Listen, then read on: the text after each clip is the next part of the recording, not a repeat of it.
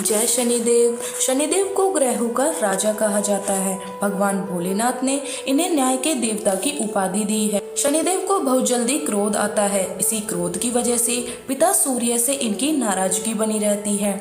इनके क्रोध से सभी बचने की कोशिश करते हैं, वरना व्यक्ति पर मुसीबतों का पहाड़ टूट जाता है। इन्हें प्रसन्न करने के लिए शनिवार व्रत रखा जाता है। शनिदेव व्रत कथा। एक बार सभी 9 ग्रहों सूर्य, चंद्र, मंगल, बुध, बृहस्पति, शुक्र, शनि, राहु और केतु में बहस हो गई, कौन सबसे बड़ा है। आपस में लड़ने के बाद सभी देवराज इंद्र के पास पहुंच गए। इंद्र असमंजस की स्थिति में निर्णय नहीं दे पाए, परंतु उन्होंने सभी ग्रहों को सुझाव दिया कि पृथ्वी पर राजा विक्रमादित्य है, वही इनका फैसला कर सकते हैं, क्योंकि वह बहुत ही न्यायप्रिय राजा हैं। सभी पृथ्वी पर राजा विक्रमादित्य के पास गए, अपने आने का कारण बताया। राजा उनकी समस्या को सुनकर बहुत परेशान हो गए। उनका चिंतित होना भी लाजमी था, क्योंकि जिसको भी किसी से छोटा बताया वही गुस्सा कर जाएगा। राजा के काफी सोच विचार करने के बाद एक उपाय सूझा। उन्होंने स्वर्ण, रजत, कांस्य, पीतल, सीसा, रांगा, जस्ता, अभ्रक और लोहों से 9 सिंहासन का निर्माण करवाया। उन्हें उपयुक्त क्रम में रख दिया। सबसे निवेदन किया कि क्रमानुसार सिंहासन पर आसन ग्रहण करे। शर्त रखी गई कि जो सबसे अंतिम में सिंहासन पर आसन ग्रहण करेगा वही सबसे छोटा माना जाएगा, जिसकी वजह से शनिदेव सबसे बाद में आसन प्राप्त कर सके और सबसे छोटे कहलाए। क्रोध के आवेश में शनिदेव ने सोचा, राजा ने यह सब जानबूझकर किया है। कुपित होकर राजा से कहा, राजा तू मुझे नहीं जानता। सूर्य एक राशि में 1 महीना, चंद्रमा 2.25 महीना, 2 तिल, मंगल 1.5 महीना, बृहस्पति 13 महीने और बुध और शुक्र 1-1 महीने विचरण करते हैं। लेकिन मैं 2.5 से 7 साल तक रहता हूँ। मैंने बड़े बड़े का विनाश किया है। श्री राम की 7.5 आने पर उन्हें जंगल जंगल भटकना पड़ा और रावण के आने पर लंका को बंदरों की सेनापति से परास्त होना पड़ा।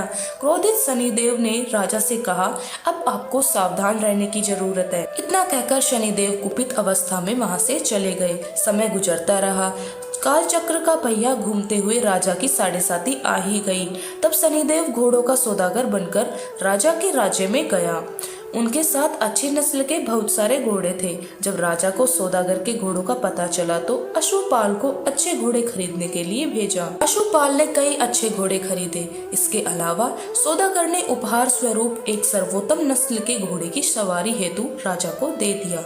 राजा विक्रमादित्य जैसे ही उस घोड़े पर बैठे, वह सरपट वन की ओर भागने लगा। जंगल के अंदर पहुंचकर वह गायब हो गया। भूख प्यास की स्थिति में राजा जंगल में भटकते रहे। अचानक उन्हें एक ग्वाला दिखाई दिया, जिससे राजा की प्यास बुझाई। राजा ने प्रसन्नता में उसे अपनी अंगूठी देकर नगर की तरफ चले गए। वहाँ एक सेठ की दुकान पर पहुंचकर उन्होंने जल पिया और अपना नाम वीका बताया। भाग्यवश उस दिन सेठ की खूब आमदनी हुई।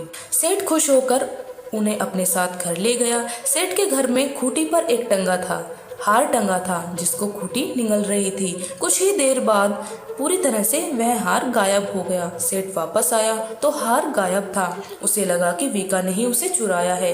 सेठ ने वीका को कोतवाल से पकड़वा दिया और दंड स्वरूप राजा उसे चोर समझकर हाथ पैर कटवा दिए। अपंग अवस्था में उसे नगर के बाहर फेंक दिया गया। तभी वहां से एक तेली निकला, जिसको वीका पर दया आ गई। उसने वीका को अपनी गाड़ी में बैठा लिया।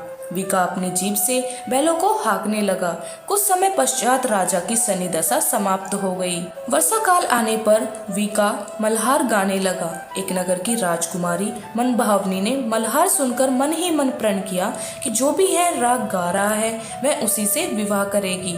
उन्होंने दासियों को खोजने के लिए भेजा, परंतु वापस आकर उन सब ने बताया कि वह एक अपंग आदमी है। राजकुमारी यह जानकर भी नहीं मानी।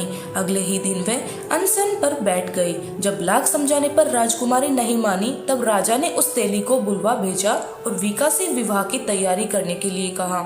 वीका से राजकुमारी का विवाह हो गया। एक दिन वीका के स्वप्न में शनिदेव ने आकर कहा कि देख राजन, तुमने मुझे छोटा बताकर कितना दुख झेला है। राजा ने क्षमा मांगते हुए हाथ जोड़कर कहा, हे शनिदेव, जैसा दुख मुझे दिया है किसी और को ऐसा दुख मत देना। शनिदेव इस विनती को मान गए और कहा कि मेरे व्रत और कथा से तुम्हारे सारे कष्ट दूर हो जाएंगे। तो भी नित्य मेरा ध्यान करेगा, चींटियों को आटा डालेगा, उनकी मनोकामना पूर्ण हो जाएगी। शनिदेव ने राजा को हाथ पैर भी वापस दे दिए। दूसरे दिन जब सुबह राजकुमारी की आंखें खुली तो वह आश्चर्यचकित हो गई। विका ने मनभावनी को बताया वह राजा उज्जैन का राजा विक्रमादित्य है। मनभावनी खुशी से फुलेनी संवारी थी।